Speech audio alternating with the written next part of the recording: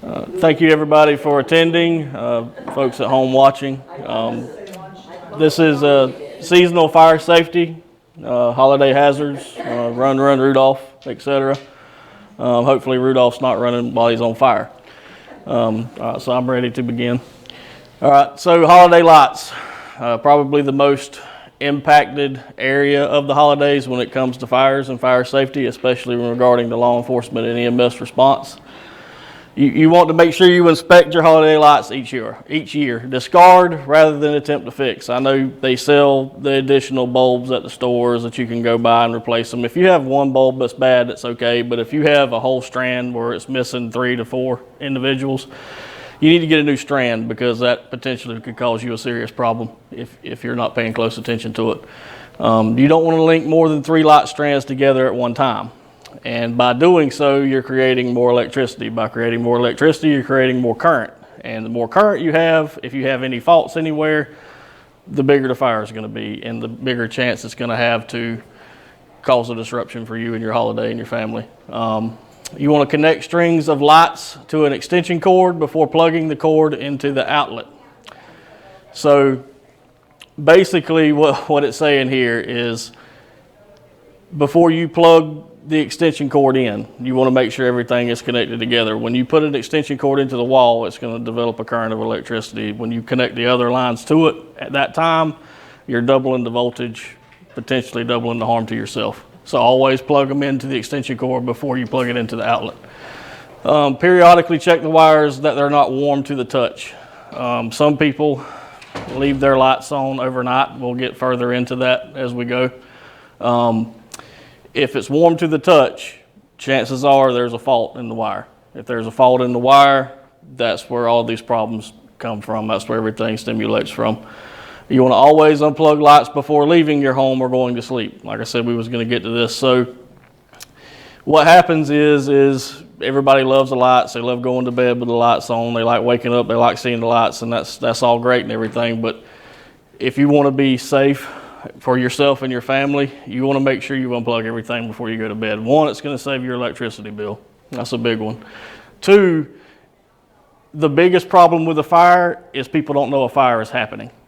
And by leaving this stuff on, you're suscepting yourself to that possibility. You want to be as safe as you can, prevent that. When you wake up in the morning, just simply go plug it in, make sure everything is good, and have a happy Christmas. It's a lot better than waking up in the middle of the night smelling smoke. That's a scary feeling. Outdoor electrical lights inside after the holidays. I'm sure you pass by a residence, it'll be March, they'll still have Christmas stuff out. And then they'll put these same equipment up next year. And chances are the weathering has not just damaged the wiring, but the equipment itself. So you want to make sure that you take care of those things. You want to bring them indoors in the garage, away from anything that can get them wet over time, and that'll help discard some of that issue there. So I'm ready for next. Candles.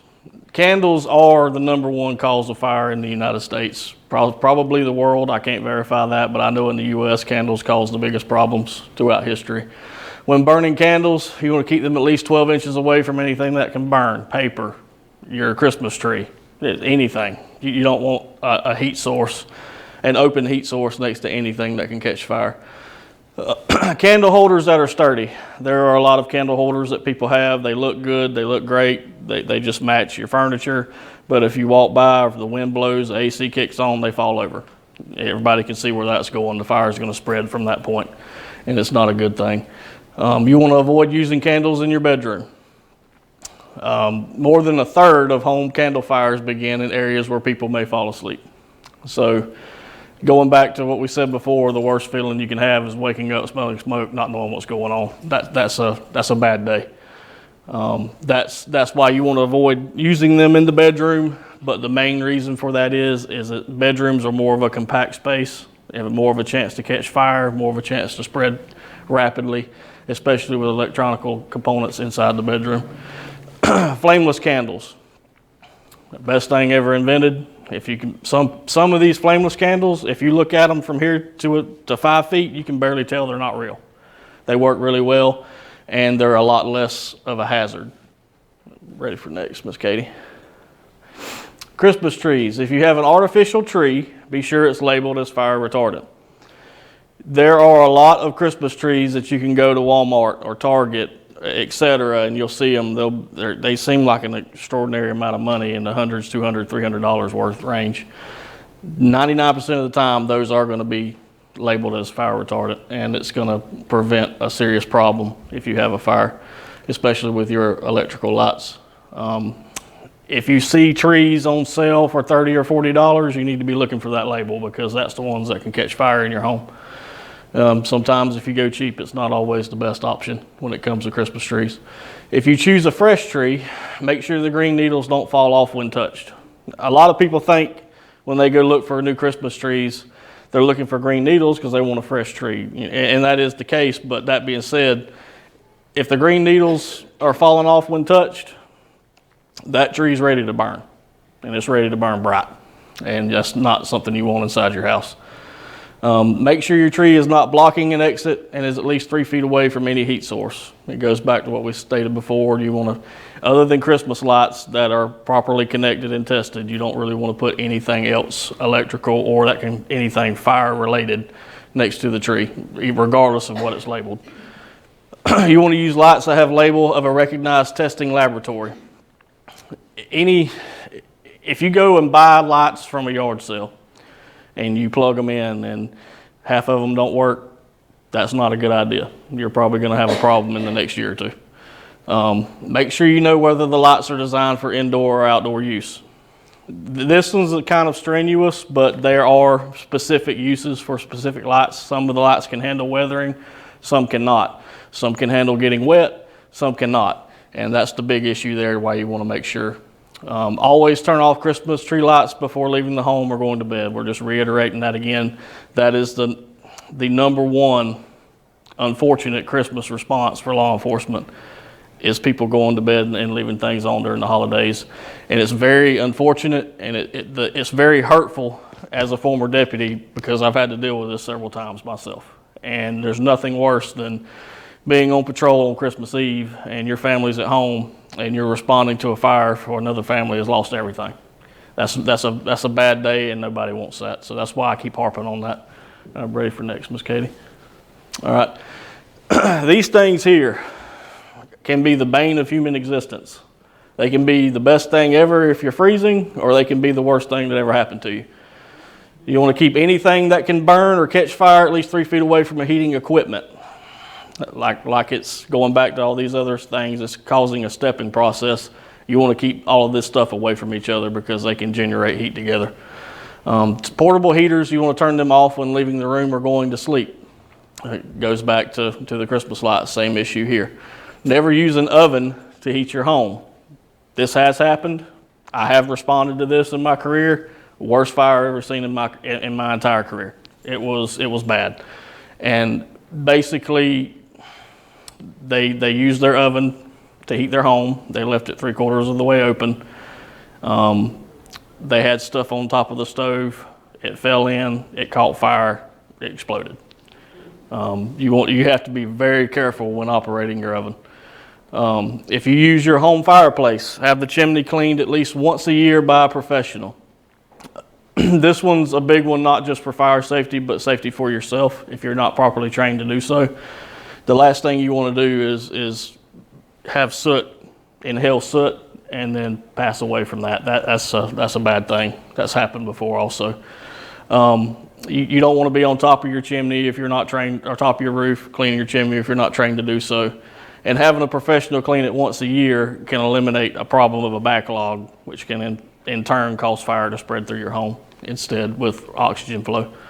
You never want to throw your wrapping paper into a fireplace. I'm sure, even as kids, I remember I used to run up and throw cans and paper all in a bonfire outside, and you'd watch it and it just spread out in the air, and sometimes that doesn't go so well if there's other things around it that can catch fire. All right, ready for next. Holiday cooking, my favorite. I love eating. Most cooking fires involve the stovetop. I don't think anybody on the planet has not had some form of involvement of a stovetop fire. Maybe it's just a small grease fire, etc. So everybody kind of knows where this is going. Keep anything that can catch fire away from the stovetop for obvious reasons. You don't want that to spread. You want to use a timer to remind you that you're cooking. This is a big one too during the holidays. You have family, you have friends, you have grandchildren, children, parents, and you want to be with them, you want to have fun, you want to incorporate everything into the holidays, and in the meantime, and 30 minutes later, you have a grease fire in the kitchen, and where's that smoke coming from? And that's because we forgot to put a timer on what we're doing. If you have a cooking fire, big one right here, just get out. When you leave, close the door behind you to help contain the fire. You want to call 911 immediately after you get out of the house.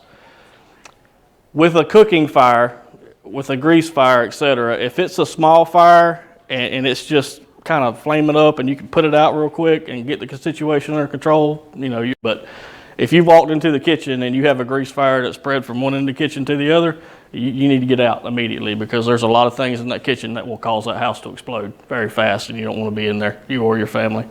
You want to keep a lid nearby when you're cooking to smother small grease fires. That goes back to what I was saying. If you have a small fire and it's very easily containable, it's not necessarily dangerous yet, having that will help solidify that also. Ready for next, Miss Katie? Traveling for the holidays. Not fire related. This is safety related. This goes back to my second worst fear when I worked on patrol, especially on Christmas Eve or Christmas Day, is vehicle accidents and etc. You want to make sure you get plenty of rest. Falling asleep at the wheel during a long holiday drive is not going to get you where you want to go. It's going to get you somewhere else, and your family's going to be very upset. Emergency car kits. This is in case you drive from Jacksonville to Georgia, South Carolina, etc., and you're going down uninhabited roads, you're by yourself, maybe it's 20 degrees outside, maybe it's snowing, stuff like that. You want to think about having an emergency car kit. Can be a big deal getting you 15 to 20 miles to a gas station or a phone, or if you have no cell service, etc. Stuff to think about there. Avoiding high traffic. This is very difficult depending on where you're going.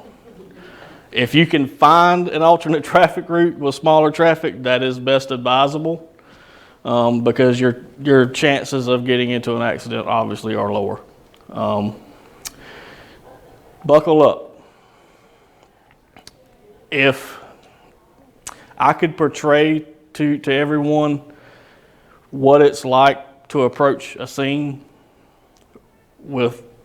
at the worst possible disaster you could imagine, and if somebody would have put their seatbelt on, it would have stopped all that and saved their life, we probably wouldn't be having this conversation right now.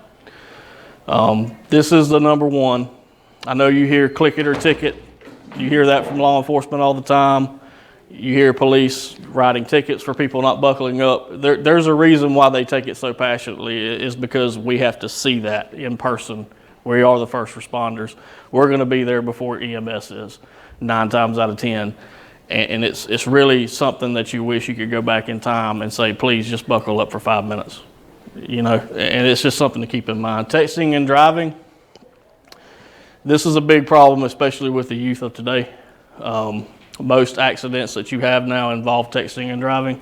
And it's just as simple as a relative sending you a text, Merry Christmas, and you look down, look at it, you look up, and then it's over because you weren't paying attention. Very, very simple. There are applications in some new vehicles that allow you to operate while you have your eyes on the road with your hands manually to do different things. But in last case resort, if you have to take your eyes off the road, you probably just need to pull over. And that's the safest, best advice I can give anyone. So decorating safely. Avoid poisonous plants if you have pets or entertaining guests with small children. A lot of people laugh at this. They're like, well, who's going to have that? You would be surprised during the holidays. People have traditions. People have different things that they want to show off that may just look pretty. But that dog or that small child, they're thinking something else when they see it. They're going to grab it. That's what they're going to do. They love doing stuff like that, and they're going to eat it. First intention, first thing they do, they're going to put it in their mouth. So have that in mind when you have guests and family over. Practice caution when hanging lights and decor. Kind of goes back to the chimney situation, you want to make sure you know what you're doing before you go on the roof. If you have to, hire a contractor, hire somebody to handle it for you, or somebody that you trust to be able to do that stuff with your home that you know will be safe about it. Do not overload extension cords and discard cords with frayed wires. As you can see in the example here, these different frayed wires, you have an overloading of a source here.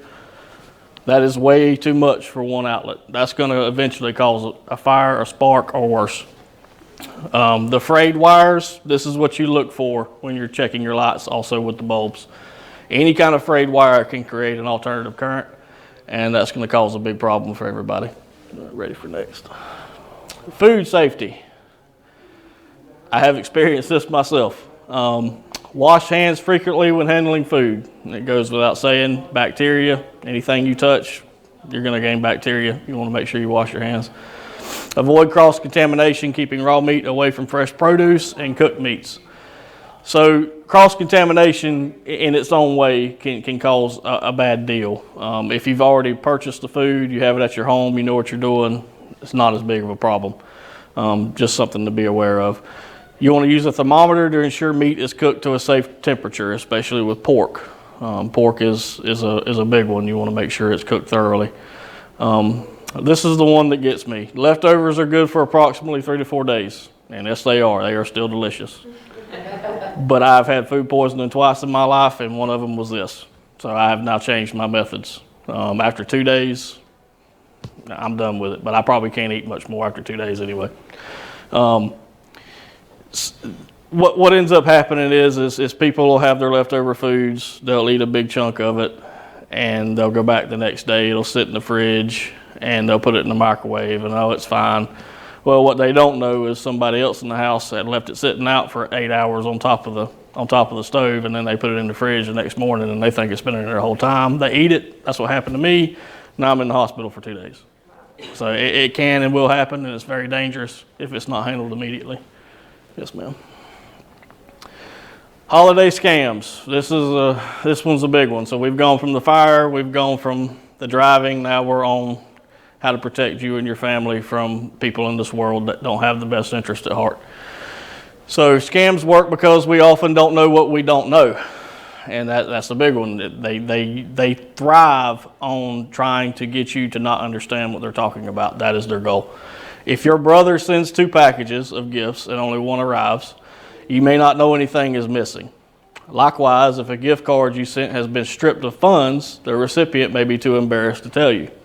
This is what they're trying to say. If you go to Best Buy or Target or Walmart and you get a gift card for somebody and you don't turn around and you don't check the back and it looks like something's not right, chances are somebody has gone, they've scratched it off, they've taken down the number off of it, they've got another sealant that they use that they go back over it with, and now that $100 gift card equals 0 that you give somebody as a gift. And chances are they're probably not going to say anything because they don't want to cause a problem within the family. But giving a gift to someone, especially a close member or relative, that's a very personal, very caring thing. And the worst thing that can happen is somebody to take advantage of that. And it's unfortunate. So if you go to these and you buy these gift cards, just check the back. If everything looks sealed and everything looks good on the scratch off area, you're fine. If it looks like anything's been tampered with, get another one and bring it to the desk and let them know so they can verify it and make sure it's correct. So that is the gift card Pete scam. Mail and package theft. I used to deal with this quite a lot as a detective, especially during the holidays. Make sure you check your mail every day during the holidays, especially if you're expecting packages from yourself or for other people or other people to you. Because what's going to happen is people will ride by that don't have good intentions. They'll see that your mailbox has not been messed with, or there's stuff still in it, barely open from the post office, or even stuff hanging out of it.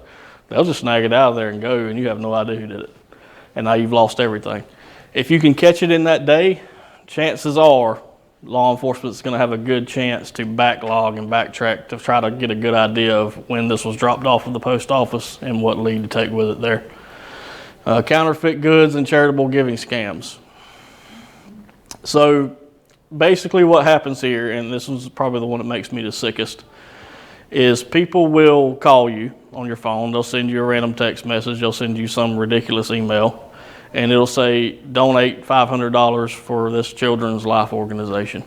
And you don't do the necessary research on the product. And the next thing you know, not only did you give them $500, now they've got your account info. They done took $5,000 out of your account. And not only that, but no kid's going to see that ever. And that one's the very most sickening to me. So always make sure you can verify the charitable organization. If you ever have any questions, anybody, whether or not it's a verified source, let me know. And I will definitely, without a doubt, 100% be able to give you an affirmative answer on that. There's a lot of, especially the nonprofit organizations, there's a lot that they have to go through to be certified to make sure that they are a trusted source. The grandchild in trouble scam. Not only have I dealt with this in law enforcement before here, I have dealt with it at Cypress also. This is an ongoing addition to the sadness of society. So the grandchild in trouble scam, what they do is you'll get a phone call or a letter or even an email, and they've done enough research in these that they may even have a relative's name involved in this one way or another, and it'll say, your grandchild was arrested today for such and such. I need you to come to this location, deposit this much money into this ATM machine, and the probation officer will release them. So people panic and they call other relatives. Hey, has my son been arrested? Well, I don't know. I haven't seen him. Oh my goodness, this must be legit. And then they go and they put this money in this ATM machine, never to be seen again. The worst case scenario here is they tell you to go to a location and give the money to the probation officer immediately. You go there and it's a robbery. And that's a big problem. If this ever happens and you're unsure of what to do, please, please, please, please call me. My personal phone does not matter. Have somebody get in touch with me so I can get a hold of JSO and verify if it's accurate information or not, regardless of what the situation is. And what we can do from that point is JSO is going to set up a sting, and they're going to go to this location undercover, and they're going to try to find out who these people are and get them arrested. Yes, ma'am. I got one scam that I've never gotten before. A couple of days ago, I found out I purchased a $1,000 refrigerator for John, who knows who, Okay. from Amazon. And, you know, they were going to send him a gift card as soon as I did what I had to do, which was deleted, of course. But I've never seen that before. Mm-hmm. They're always coming up with new ways to get to people. There's some that's so good that even with my background, when I first look at it, it takes me 5 minutes to read it to make sure, wait, this might be legit. I actually have to really focus on what's going on. You have to read between the fine print. Yes, ma'am. Can the officers over here help us if you're off duty? If it's what we're speaking of now, and it's just somebody sending text or a phone call or an email, they're going to want you to relay that info to the fraud department, and that's usually just a phone.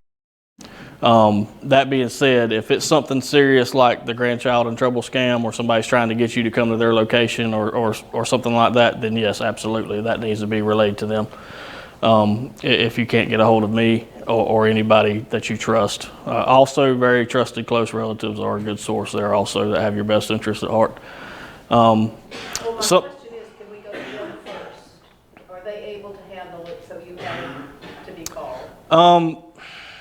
I would prefer it to go through us if possible. And the reason for that is 9 times out of 10 when they're here, they're patrolling the property. And that's what they're going to be focused on. And they're also off duty while they're doing that. When they're on duty, they're not on site, if that makes sense. So it's best to either call the hotline for JSO or 911 in general if it's a deemable emergency. Yes, ma'am, anything for y'all. Another thing I want to add, the next time you guys go to a website to purchase anything, whether it be Walmart or Amazon, or any major trusted enterprise, if you look in the top left corner of the browser, of the web search where you type in the information where you want to go, there will be a green lock next to their name. You'll see it. It'll be a lock and it'll be green. that means it's verified by the government. That means it is a trusted source. If anything happens with your money on that website, they are responsible to reimburse you for it. Here's the problem. If you type in Amazon in Google and it brings up 500 different things before it even brings up the additional website, and it does not have that up there, chances are that's an off-site web. They are using Amazon's name, image, and likeness in the wrong way. And if anything happens there that you order off of, Amazon is not, whoever the company is not responsible for that. Now, they will look into it and if they find out who's doing it, they will sue them and try to prosecute them. Chances are this is overseas. This is international. They're not going to be able to do anything about it. And they're not going to be responsible for it. So always look for that little green lock on top of the web browsers. And if anybody has any questions, I'll be glad to show it to you one day. Yes, ma'am. Let me ask you about food safety. Okay. If food has been tested with a thermometer Mm-hmm. and cooked to the right temperature, Yes, ma'am. how is the fact that if it's allowed to cool affect safety? Okay, so what happens, it's not that it's being allowed to cool. What we're talking about is after the meal's already been presented, everybody's ate, it's been sitting out for 12 hours, it was not properly put in the refrigerator, and it's been 3 or 4 days since you cooked it. A lot of bacteria can develop there and get into your system and cause a lot of problems for you medically. That's legitimately what we're talking about. So if it's allowed to cool for an hour or two, it shouldn't affect No, food ma'am. safety? No, ma'am. No, ma'am. And I'm a big proponent of that. When I cook steaks, I let my steaks rest. So I know exactly what you're saying. That's perfectly fine. What we're talking about is going 3 to 4 days without checking it, without letting it being in the proper area. Even just regardless, taking leftovers from the dining room, I wouldn't eat them after. Right. It's just food safety can be a big one because everything, like I said, is going to develop bacteria. And what kind of bacteria is pending, depending on the food product. But no, letting things rest for a couple hours after you cook is not a big problem whatsoever. Not at all. Does anybody have any safety questions for me? Anything? Yes, ma'am. Another one. Sure. Light bulb safety. Okay. For instance, a lamp may say maximum 40 watt. Mm-hmm. Okay, and I know bulbs have changed. What do you suggest are the best kind of light bulbs to buy for safety purposes? LED. LED. Yes, ma'am. Okay, LED. Just LED. Buy LED. LED lights are the safest option at this time. Yes, ma'am. Okay. As far as the wattage usage, if you get more than what it suggests, best case scenario is probably going to blow early. The bulb will, and it'll just go out. Worst case scenario, it goes out, it creates a spark, Yeah. and that's the problem there. Any other safety concerns? Anything I can help you guys with? Answer anything further on the scams? Just anything. I want y'all to have the best holiday ever. I love doing this. If I could do this for y'all every day, I would. If y'all have any suggestions about anything in the future that you want, please let me know. I will do this 24 hours a day, 7 days a week. I love doing this for y'all. Yes, ma'am. Thank you. Thanks, Marcus. I enjoyed the first one. Yes, ma'am. I enjoyed this one. You know, maybe safety, who knows what. Mm-hmm. I mean, you must know more about safety than we do. I'm gonna do everything I can. So anything I can think of that's good for y'all, I'm gonna do it. Yeah, I'd like to hear this every once in a while. Yes, ma'am. Let's set it up. That